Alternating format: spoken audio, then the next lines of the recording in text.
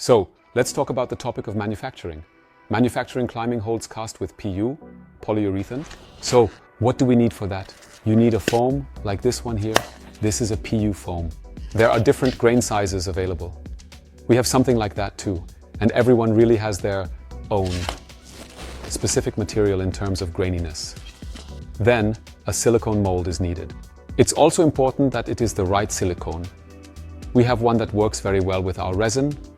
Good. So foam, silicone. Then we need a PU and we need color. This means that you can create all these beautiful colors. What happens?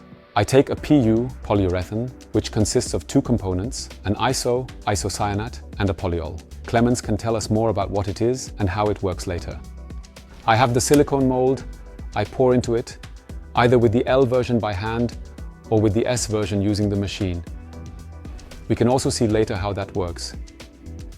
It's important, please folks, do me a favor, preheat the things. Because what happens if you don't do that? The thing is cold, and the air might be cold too. It's not always as warm in workshops as one would like.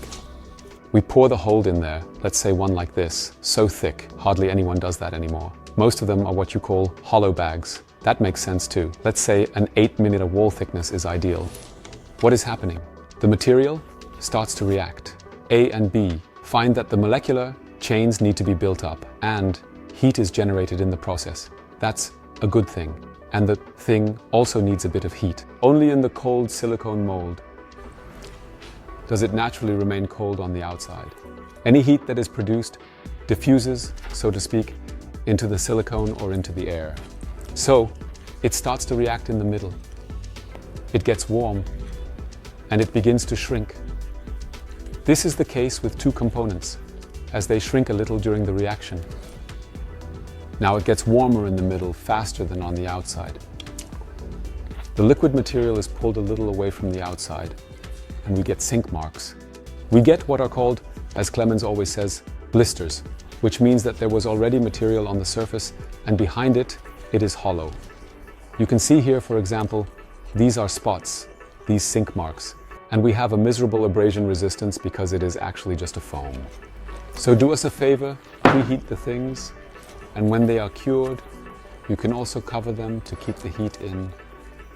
It's also important to post-cure them when they are finished. We need climate targets.